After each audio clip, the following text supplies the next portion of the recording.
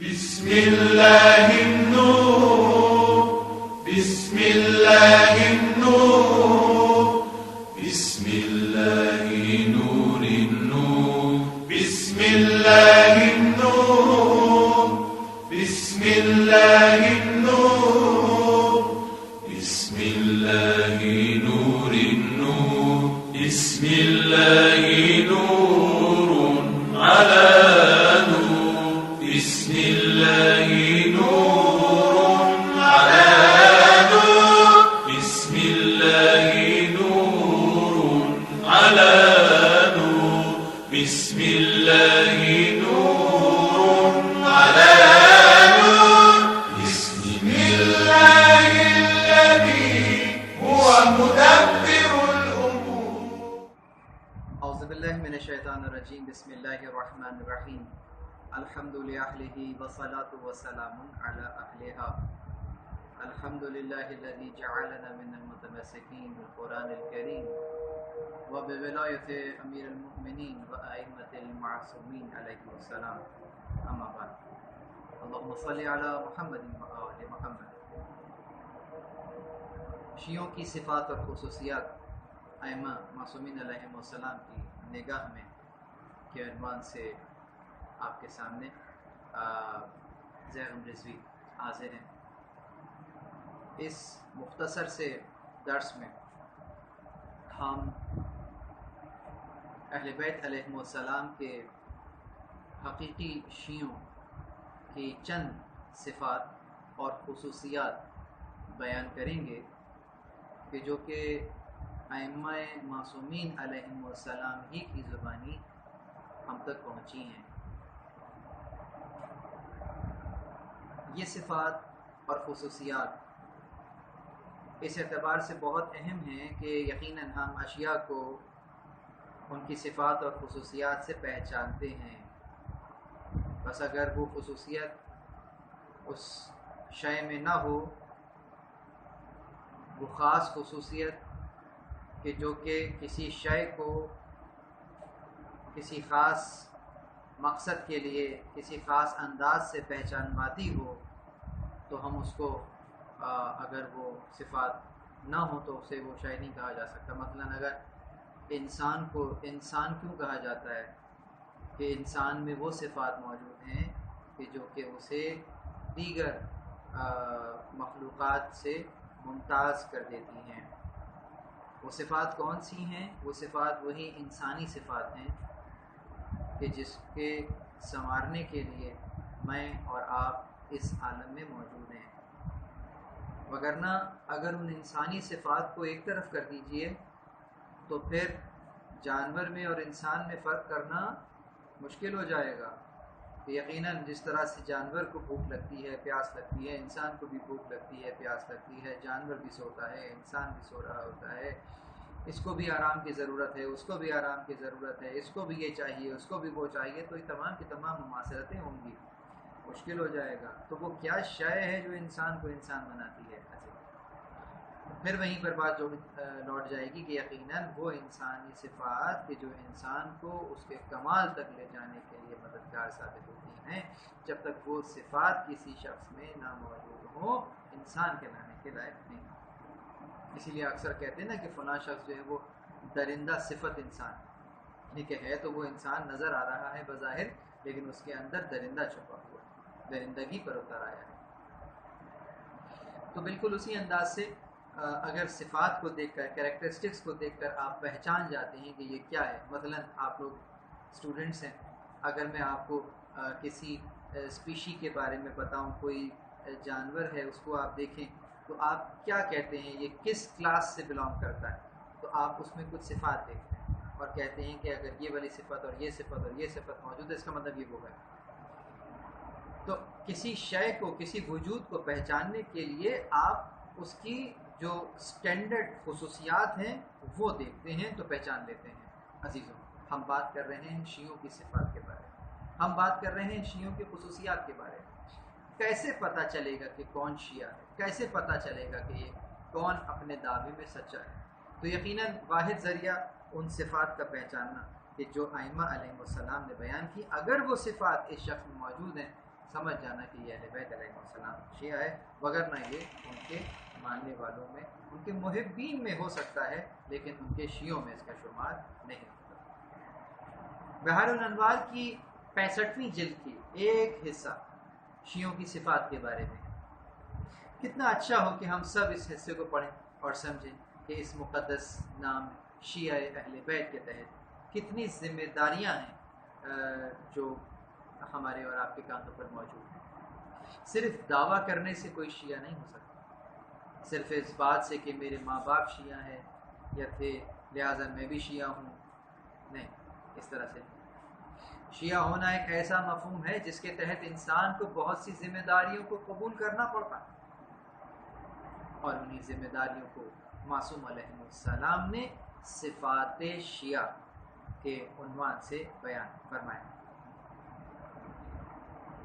مئسر بن عبد العزیز حضرت امام محمد باقر علیہ السلام کے مشہور اصحاب ہیں، ان کا ذکر علم الرجال میں بھی ملتا ہے۔ علم الرجال وہ علم ہے کہ جس کے تحت ہم حدیث کی جانچ پڑتال کرتے ہیں کہ کون سی حدیث کس درجے کی حدیث ہے، صحیح السند ہے یا ضعیف حدیث ہے یا مرسل حدیث ہے یا خدا نخواستہ جعل کی ہوئی حدیث ہے، جعلی حدیث ہے۔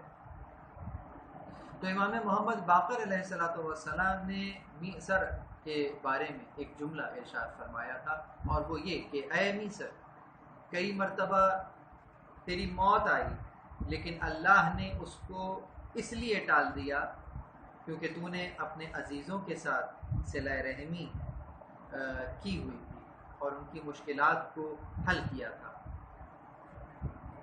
اب میں متن حدیث کی طرف، حدیث کے ٹیکسٹ کی طرف جانا چاہوں گا۔ حضرت امام محمد باقر علیہ السلام نے اس حدیث میں مئسر سے فرمایا کہ یا مئسر الا اخبرک بشیء قلت بلا جعلت فداک قال انہم حصون حصینۃ، وہ قلعے کی طرح مضبوط ہیں، یعنی کہ وصدور امینۃ واحلام وزینۃ لیسوء بالمزیع البضع ولا بالجفات المرعین رحبان باللیل اسد بالنہار۔ یعنی آپ نے فرمایا کہ کیا میں تجھے اپنے شیعوں کی پہچان بتاؤں؟ تو مئسر نے عرض کیا کہ میری جان آپ پر قربان ہو، ارشاد فرمائیں۔ آپ نے فرمایا اب یہ جو صفات ہیں یہ تقریباً 7 صفات بیان کی گئی ہیں، اگرچہ اس چیپٹر میں جو کہ بحار الانوار کا 65ویں جلد کا میں نے بیان کیا، اس میں کئی صفات بیان کی گئی ہیں، اور اتفاق یہ ہے کہ کچھ عرصے پہلے تقریباً 1.5 سال پہلے کی بات ہے، ہم نے کوئی کم از کم 40 صفات جو ہیں وہ انہی روایات میں سے اخذ کی تھیں، جن میں سے فقط 7 آپ کے سامنے عرض کر رہا ہوں۔ تو آپ فرماتے ہیں کہ جعل فدا کا قول انہم، انہوں نے فرمایا کہ وہ کون ہے؟ حصون حصینۃ، وہ قلعے کی طرح مضبوط ہے۔ حصون قلعے کی جمع ہے، حصن کہتے ہیں قلعے کو، حصون کہتے ہیں قلعے کی جمع، تو وہ قلعوں کی طرح ہے، پھر امانت داری سے لبریز ہے، والصدور امینۃ، ان کے سینے جو ہیں وہ امانت داری سے لبریز ہیں۔ اس کے ساتھ وہ صاحبان عقل اور صاحبان ذہن ہیں، وہ نہ افواہ اڑاتے ہیں اور نہ ہی رازوں کو فاش کر دیتے ہیں، وہ خشک، روکھے، سخت اور ریاکار نہیں ہیں، وہ رات میں رہبان اور دن میں شیر کی طرح ہیں۔ یہ ایک چھوٹی سی حدیث ہے جو کہ 5ویں امام سے مروی ہے، اور آپ فرماتے ہیں کہ جس میں شیعوں کی 7 صفات آپ بیان فرما رہے ہیں، لیکن اس میں مطالب اور ذمہ داریوں کے اعتبار سے اگر اس حدیث کو دیکھا جائے تو وہ بہت زیادہ اہم ہے۔ مثلا جیسے کہ اس میں کہا گیا حصون حسینۃ، یعنی یہ معنی ہے کہ شیعہ وہ ہیں جن پر دشمن کی تبلیغ کا کوئی اثر نہیں ہوتا، چاہے جتنا بھی پروپیگنڈا کر لیا جائے، ان پر دشمن کے پروپیگنڈے کا کوئی اثر نہیں ہوتا، اور ان کو اگر کوئی بات دشمن سمجھا رہا ہے یا دشمن ان کو ڈسگائز کر رہا ہے، ان کو بلاف کر رہا ہے، تو یہ اس کی جال میں نہیں آتے، اس لیے کہ یہ نظریے کے اعتبار سے اتنے پختہ ہوتے ہیں کہ ان کے عزم کو، ان کے نظریے کو کوئی نہیں ہلا سکتا۔ اسی لیے جن پر دشمن کی تبلیغ کا کوئی اثر نہیں، وہ شیعہ کی پہچان ہے۔ ایسا نہیں ہے کہ ہر سننے والے کی بات پر، ہر کسی کی بات پر سن کر ایک دم سے بغیر تحقیق کے عمل کر لیا جائے اور کسی کے لیے رائے قائم کر لی جائے۔ یقیناً یہ ہر کسی کے لیے رائے قائم کرنے میں جلدی نہیں کرتے، اسی لیے ان کے جو سینے ہیں، ان کے جو یہ جو شیعہ ہیں، یہ ایک مضبوط قلعے کی مانند ہے کہ نہ کوئی باہر سے اندر آ سک رہا ہے، نہ اندر سے باہر جا سکتا ہے۔ قلعے کی دیوار نے ان کو محفوظ کیا ہوا ہے، ان کے ایمان بھی محفوظ ہیں۔ بالکل اسی طریقے سے یاد ہے نا کہ 8ویں امام نے جو روایت بیان کی تھی، اصلاً تو وہ حدیث قدسی ہے جو آپ نے بیان کی کہ کلمۃ لا الہ الا اللہ حصنی ومن دخل فی حصنی آمن من عذابی، اس کے بعد آپ فرماتے ہیں ولیکن بشرطها وشروطها وانا من شروطها، لیکن اس کی کچھ شرائط ہیں اور میں ان شرائط میں سے ایک ہوں۔ اس کے بعد آپ فرماتے ہیں کہ جن پر دشمن کی تبلیغ کا کوئی اثر نہیں ہوا ہے، آج جبکہ دنیا کی تہذیب خطرناک صورت میں ہمارے جوانوں کو تہدید کر رہی ہے، کیا ہم نے کوئی ایسا حل تلاش کر لیا ہے جس کے ذریعے سے ہم اپنی جوان نسل کو مضبوط بنا سکیں؟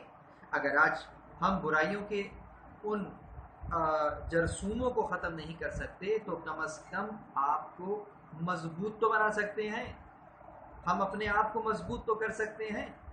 چاہے ہمیں اس زمن میں اس امر کے لیے چاہیے کہ ائمہ معصومین علیہم السلام کو اپنے زمانے میں ایک جس انداز سے گلا ہوا کرتا تھا، اور وہ یہی تھا کہ ہمارے شیعہ ہمارے راز کو فاش کر دیتے ہیں، تو راز کو فاش کرنے سے مراد کیا تھی؟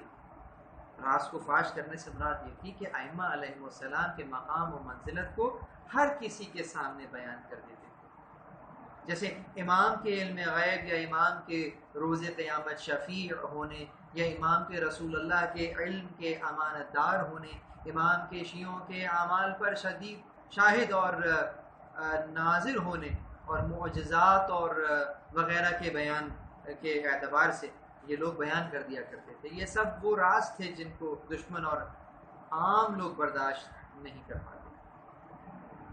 کچھ سادہ لوگ شیعہ ایسے تھے جہاں بھی بیٹھتے تھے سب باتوں کو بیان کر دیتے تھے، اور ان باتوں سے اختلاف، عداوت اور دشمنی کے علاوہ کچھ بھی حاصل نہیں ہوتا تھا۔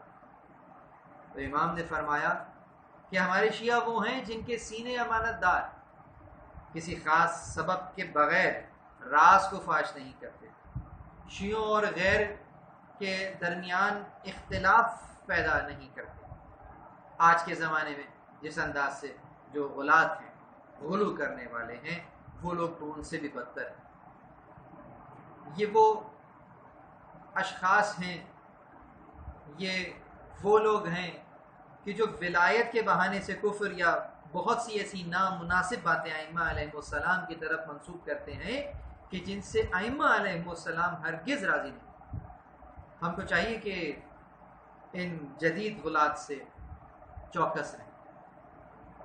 ان میں دو عیب پائے جاتے ہیں، اس قسم کے لوگ کہ جو غلو کر رہے ہیں، ان میں دو قسم کے عیب پائے جا رہے ہیں۔ ایک تو یہ کہ یہ خود کو ہلاک کرتے ہیں، کیونکہ ان لوگوں کا خیال یہ ہے کہ اگر ہم اللہ کے صفات ائمہ معصومین علیہ السلام یا حضرت زینب سلام اللہ علیہا یا شہداء کربلا علیہ السلام کی طرف منسوب کریں گے تو یہ عین ولایت ہے۔ اور ہمارے زمانے یوں سمجھ لیجئے کہ سب سے بڑی مشکل یہی ہے کہ یہ زمانہ میڈیا کا زمانہ ہے۔ اگر اب صبح میں ایک بات کہی جائے تو 1 گھنٹے کے بعد یہ خبر دنیا کے دوسرے کونے میں سنی جاتی ہے، بلکہ اب تو لائیو ٹیلی کاسٹ بھی ہوتا ہے۔ لہٰذا یہ غلو آمیز اور نامناسب باتیں یہاں سے فوراً یہاں سے وہاں پہنچ جاتی ہیں، اور وہ اس کو نشر کر کے شیعت کے دامن پر ایک دھبا لگا دیتے ہیں، اور بعد میں مختلف ممالک میں دیواروں پر لکھ دیا جاتا ہے کہ جناب شیعہ کافر۔ پھر اس بہانے شیعوں کا قتل عام شروع ہو جاتا ہے۔ ان احمق اور نادان لوگوں کو یہ معلوم نہیں ہے کہ ان کی یہ باتیں دنیا کے دوسرے مقامات پر شیعوں کے قتل عام کا سبب بنتی ہیں، اور پھر ایک جو رائے عامہ ہے وہ آپ سے جدا ہو جاتی ہے، تو اس اعتبار سے آپ ایک الگ مین اسٹریم سے کٹ کر ایک الگ کوئی دھڑا نظر آتے ہیں۔ پھر آپ کے خلاف پروپیگنڈا مزید سخت کر دیا جاتا ہے۔ وائے ہو اس زمانے پر جس میں ہماری مجلسوں کی نبض جاہل اور نادان افراد کے ہاتھوں میں چلی گئی ہے۔ ان باتوں کی طرف سے لاپرواہی نہیں رہنی چاہیے۔ مجالس کی باغڈور اس طرح کے افراد کے ہاتھوں میں نہ ہو، بلکہ علماء کے ہاتھوں میں ہونی چاہیے، ازاد شناس لوگوں کے ہاتھوں میں ہونی چاہیے۔ بہرحال وہ صفات جو یہاں پر شیعوں کے لیے بیان کی گئی ہیں، ان میں ایک یہ ہے کہ وہ سخت مزاج نہیں ہوتے، بلکہ شیعہ محبت سے لبریز ہوتا ہے۔ ان کے مزاج میں لطافت پائی جاتی ہے۔ ان میں علی ابن ابی طالب علیہ الصلوۃ والسلام، امام صادق علیہ الصلوۃ والسلام اور ان ائمہ ہدی علیہم السلام کی خوب پائی جاتی ہے جو دشمنوں سے بھی محبت کرتے ہیں۔ عزیزو، ائمہ علیہم السلام دشمن، یعنی اب اگر میں یوں کہوں کہ جاہل سے محبت ہے، جہل سے نفرت ہے، یقیناً، یعنی کہ مرض سے نفرت ہے، مریض سے محبت ہے۔ اگر کوئی جاہل ہے تو اس کے جہل سے نفرت کیجیے، اس کے جہل کو ختم کر دیجیے، نہ کہ جاہل کو ختم کر دیجیے۔ جاہل کے جہل کو ختم کر دیجیے، یقیناً یہ ایک عالم کے روپ میں سامنے آ جائے گا۔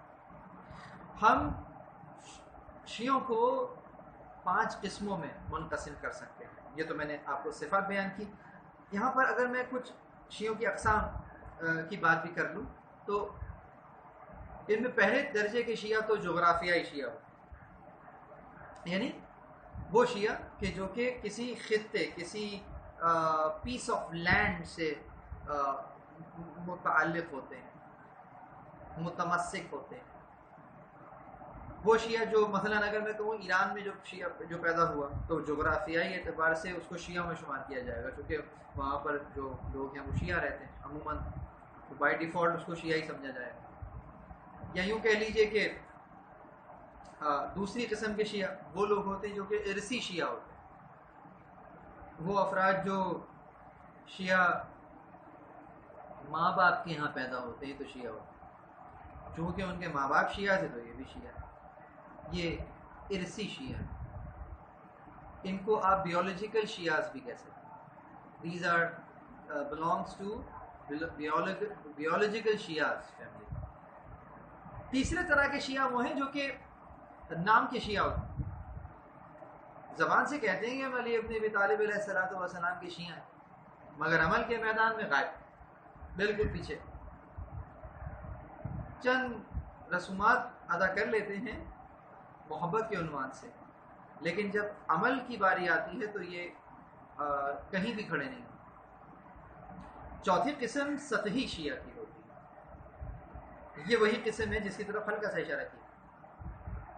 یہ شیعہ جو عمل کرتے ہیں اس جیسا عمل تو کرتے ہیں لیکن بہت ہی سطحی انداز، شیعت کی گہرائی میں نہیں پہنچتے۔ بس یہ وہ افراد ہیں جو فقط اور فقط ایک روایتی انداز کی مجلس برپا کر لیتے ہیں۔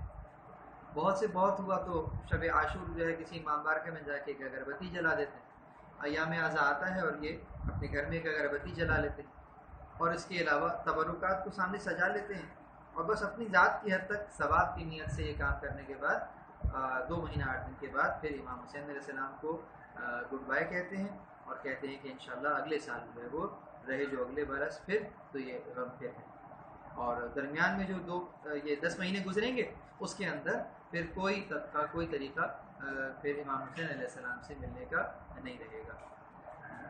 اگلے سال جب چاند دیکھیں گے پھر وہی صندوق سے یا الماری سے وہ تمام تبرکات پھر نکال کے سامنے رکھیں گے اور پھر ثواب کے لیے جو ہے. تو یہ بالکل سطحی کام، اس کا نظریے سے کوئی تعلق نہیں ہو رہا. نظریہ یعنی کہ باہر جو یزید پھل پھول رہا ہے اس سے ان کا کوئی واسطہ نہیں.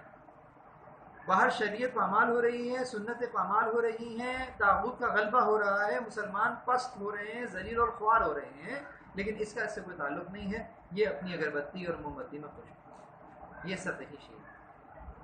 پانچویں قسم جو ہے وہ ہے حقیقی شیعہ. یہ وہ افراد ہیں جو الہی معارف اور اہل بیت علیہ السلام کی روایتوں سے آگاہ ہیں. ان کے کردار میں اور صفتیں پائی جاتی ہیں جو یہ روایت آپ کے سامنے عرض کر رہا ہوں اس میں پائی جاتی ہیں. حقیقی شیعہ کون؟ بحار الانوار کی 65ویں جلد جس کا تذکرہ کر رہا تھا اس کے اندر ایک روایت ہے وَلَمَّا جَعَلَ الْمَعْمُونَ إِلَى عَلِيِّ بْنِ مُوسَى الرِّضَى عَلَيْهِمُ السَّلَامُ وِلَايَةُ الْأَحْدِ دخل عليه آذنه وقال إن قوما بالباب يستأذن عليك يقولون نحن شیعۃ علی علیہ السلام. کہ جب مامون 8ویں امام کو پیشکش کر رہا تھا ولی عہدی کی تو اس زمانے کی بات ہے کہ دروازے پر کچھ لوگ آئے اور آپ کو بتایا گیا کہ دروازے پہ کچھ لوگ آئے ہیں اور کہہ رہے ہیں کہ وہ آپ کے شیعہ ہیں. تو آپ نے اور آپ سے ملنے کی اجازت چاہتے ہیں تو آپ نے منع فرما دیا. یہ بہت طویل روایت ہے، میں چند حصے آپ کے سامنے پیش کر رہا ہوں. تو بہرحال ایک قصہ بہت طویل ہے. مختصر یہ کہ جب امام کی ملاقات ان سے ہوئی بالآخر تو امام نے ان سے ایک سوال کیا اور ایک کہا کہ انما شیعته الحسن والحسین وابا ذر وسلیمان والمقداد وعمار ومحمد بن ابی بکر الذين لم يخالفوا شيعا من اوامره فلو قلتم انكم موالوه ومحبوه والموالون لأولیائه والمعادون لأعدائه لم انکره من قولکم. آپ فرما رہے ہیں کہ امام علیہ السلام نے ان کو جب اجازت نہیں دی اور بہرحال جب بعد میں ان کو اجازت ملتی ہے تو امام کے سامنے جب یہ آتے ہیں تو امام کہتے ہیں کہ تم لوگ جو یہ دعویٰ کر رہے ہو کہ تم علی ابن ابی طالب علیہ السلام کے شیعہ ہو، تم لوگ اپنے آپ کو علی کا شیعہ کہہ رہے ہو، سمجھ رہے ہو، جبکہ علی علیہ السلام کے شیعہ امام حسن، امام حسین علیہ السلام، ابو ذر، سلمان، مقداد، عمار اور محمد بن ابی بکر، جنہوں نے حضرت علی علیہ السلام کے حکم کی مخالفت نہیں کی اور جن امور سے انہوں نے منع کیا تھا اس کو انجام نہیں دیا، جبکہ تم اپنے اکثر اعمال میں امام کی مخالفت کرتے ہو اور بہت سے فرائض اور اپنے دینی بھائیوں کو حق میں تم سستی اور کوتاہی کرتے ہو اور جہاں پر تقیہ واجب ہے اس کو چھوڑ دیتے ہو اور جہاں پر تقیہ واجب نہیں ہے وہاں پر تقیہ کرتے ہو. اگر تم یہ کہو کہ ہم ان کے چاہنے والے اور ان کو دوست رکھنے والے ہیں، ان کے دوستوں کو دوست اور ان کے دشمنوں کو دشمن رکھنے والے ہیں، تو میں تمہاری بات کو قبول کروں. انہوں نے عرض کیا ہم توبہ کرتے ہیں. جس وقت انہوں نے یہ کہا تو امام نے خادم سے فرمایا کہ اب ان کی مہمان نوازی کی جائے. عزیز واقعات یہ حدیث بہت گہری ہے اپنے معنی اور مطالب کے عنوان سے. ہم یہ کہتے ہیں کہ علی ابن ابی طالب علیہ السلام کے شیعہ، جبکہ جو لوگ امام سے ملاقات کرنے آئے تھے وہ ہم سے بہتر تھے. لہٰذا ہمیں معلوم ہونا چاہیے کہ یہ دعویٰ بہت بڑا ہے.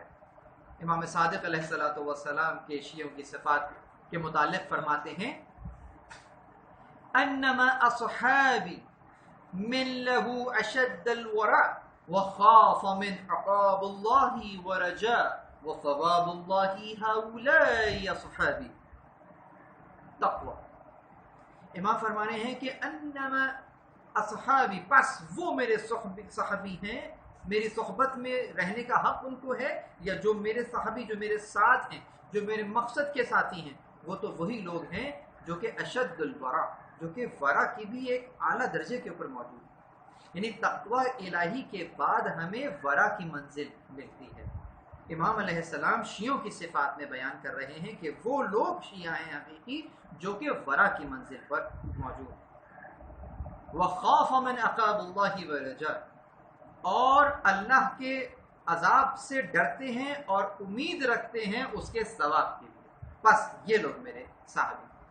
ہم شیعہ ہونے کے دعوے کو اتنا آسان سمجھتے ہیں کہ فقط توسل، زیارت، دعا کے ذریعے اپنے آپ کو شیعہ سمجھ لیتے ہیں، یا ایک خاص انداز کے رنگ کو پہن لینے سے خود کو شیعہ شمار کرتے ہیں۔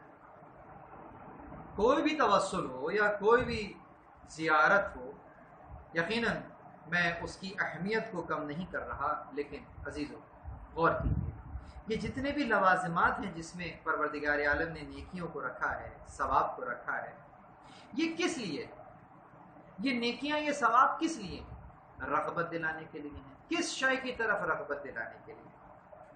مثلا اگر میں کہوں کہ اگر آپ وضو کرتے ہیں تو جب تک وضو کا پانی خشک نہیں ہوتا آپ کو ثواب ملتا رہتا ہے، حقیقت ہے۔